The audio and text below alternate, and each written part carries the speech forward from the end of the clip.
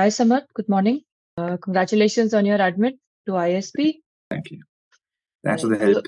Always welcome. So, Samarth, this is a long journey, applying to any B school, especially ISB. So, how has it been for you? And also tell us about your work experience, your profile, and your results so far. Sure. So for me, ISB is a 2-year journey. So I'm actually a reapplicant this year. My first application was in 2021. That time I had about 2 years of work ex, and I took a year off from all the MBA applications, worked on my profile, and came back this year. So coming to my core stats, I have 4 years of work ex in consulting at Deloitte India, mostly on digital transformation around those type of topics. And then I have an engineering undergrad, BTech from a tier 2 college in Bangalore, and my GPA was around 8.5. 10th and 12th also was like 9.2 and 86%. And I had a GRE score this year, so I applied with a 331. And I also had my older GMAT score as well, which was like a 710, but I used the GRE only this year. And for ISB, I think you've been awarded a very good scholarship as well. Yeah. I got a 50% merit waiver, tuition waiver. So, what is the first thing that comes to mind when you are selecting your MBA programs? What are the factors that are important? Sure. So for me, what drew me to ISB as well was the peer group, right? So I wanted to sit in a class with people who had already worked in industry. I specifically looked at programs where, the average age and the average work ex was slightly higher than the traditional programs which have MBA programs in India, at least a minimum of 3 to 4 years. So my targets are always ISB or some foreign MBA schools for this criteria alone, as well as having some sort of experiential learning program. So in ISB, there's a ELP, and similar programs abroad would have like something like ROS as a MAP program, which is like an action-based learning program. These are the two main criteria which I was looking at. ISB being a 1-year program is also a plus because I spent only 1 year away from the workforce, but it was not something that was like a make or break for me, but it's still a positive addition. And when you wrote the GMAT initially and then you moved towards GRE, so what was the decision making, GMAT versus GRE, and how was the preparation adapted, etc.? I had a GMAT score of 710 from my earlier application, so I wasn't really sure it would be super competitive for ISB this year, because I think the average GMAT has been going up to 720 and probably beyond this year. I remember I came to you and I was worried with this question whether my GMAT is enough, whether I would need a retake. The only problem is right now I'm in a much higher position than I was previously at my work, so I have very little free time to sit and prepare for months on end. Especially when I came to you planning my application this year was already probably close to July or August.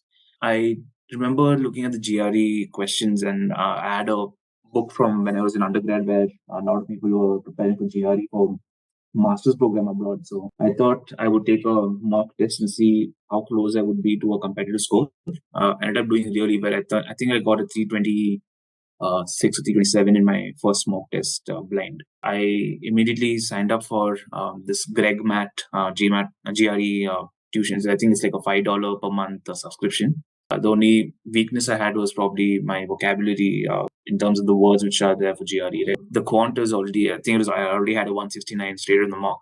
So I thought I would need like 2 weeks to prepare my vocabulary and probably to get me to a competitive score. I was targeting a 328, 329 score. In the actual GRE, I ended up getting a 331. So once I got the score, I didn't really have any doubt of getting a GMAT, so stuck with the GRE. And any resources that were helpful for the vocabulary preparation?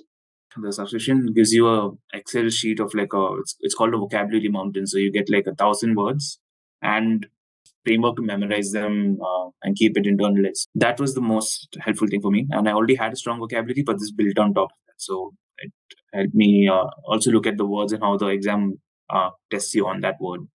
Now coming to the application part. So you were a reapplicant, the essays were changed, everything was new this time from the previous application that you had submitted.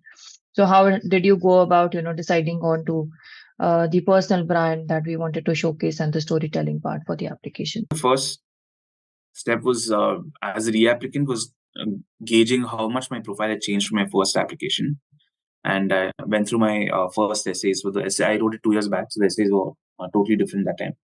Only one common essay was the goals essay. In my first application, that is the weakest essay in my applications. I went back, revisited what I had written there, decided what would not work this year, what had changed in my individual capacity, what extra stories I could bring, as well as my reapplication journey, what has changed in the last 2 years.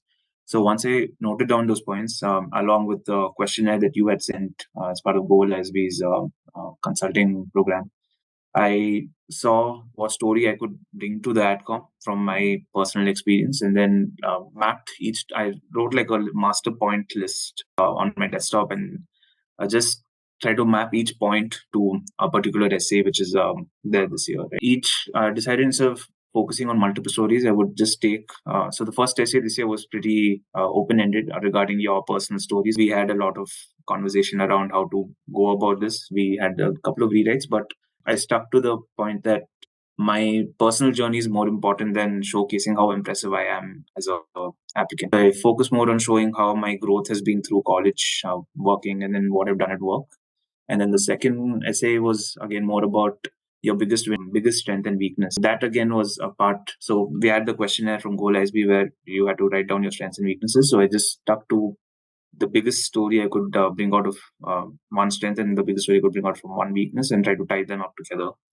And then the goals essay, which is optional, I did write it because I had a shift in goals for my first application. I wrote I wanted to be a product manager in my first application without any research, nothing. So it was a very weak goal.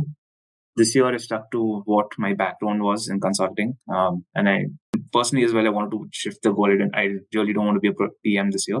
I stuck to a goal which is realistic, which is achievable, and something which I could tie my previous skills back into the goal, as well as what ISB is strong for. So having these three as my main essays that's where I focus on bringing out my story this year. And then for the reapplication essay, like the initial points which I mentioned about what I changed, I just wrote that down in a context summary. That's it.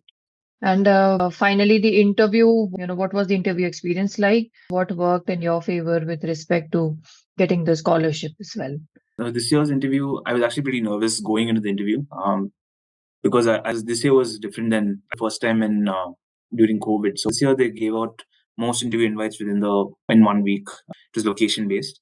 My first interview was a very stress based interview, so that kept replaying in my head this year. When I went into the interview hall, it was a much different atmosphere than my first interview. It was a more friendlier, and it was a much shorter interview than last time as well. So if there's any fixed format, what I would suggest is just being comfortable with your story, comfortable with your goals, and having a clear idea of what you want to do post ISB. I think that's what the IIMs are looking for, as well as having an idea of what your profile is and what you could provide to the class as one of the candidates in the ISB classroom. Because almost everyone there is like pretty accomplished in their professional journey. Each one has their own story. So just highlighting what you can bring to the table and what you can take out of ISB. And if you're very clear on that, I think you can ace the interview no matter what you've done.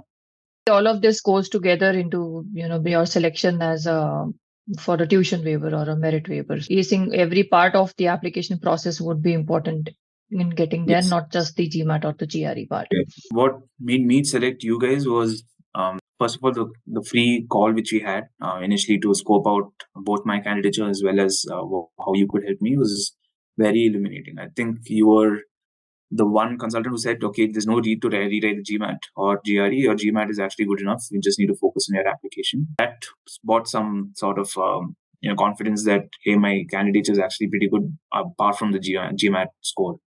So, and then the detailed feedback, you give the questionnaire where it was almost as detailed as a proper MBA application itself on its own.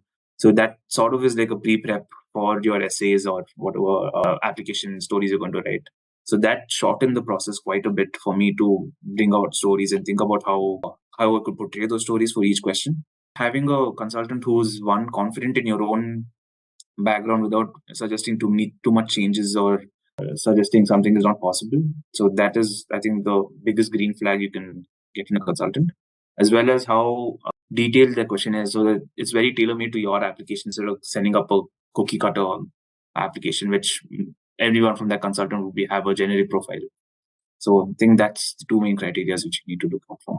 One last question, actually. Would you like to share some, tips or a summary of the steps that anybody who's going forward with this process now for the next year applications for them to follow? Get the GMAT or GRE out of the way as soon as possible. So that's probably the biggest time sink you would have to face in our MBA application journeys. I wrote the GRE with just 2 weeks of preparation in July. So I would definitely not suggest that. If you can get it out, get a score before June, May, June, and it may take around 6 months to a person who's working long hours, especially if you're working in consulting or banking or something. So get that out of the way first, so that your mind is clear, and which is what you need to tackle your essays and your personal story, as well as write down points from your personal journey over the past 2-3 years, which have shaped you as a person or as a leader, because that's what ISB looks for. What has changed? If you have any impactful story, or if you get any impactful point in your head while just thinking about your life, you just note it down in a notebook and then store it somewhere before you start your application process. That's what I would say. Thank you once again for the time, and congratulations once again.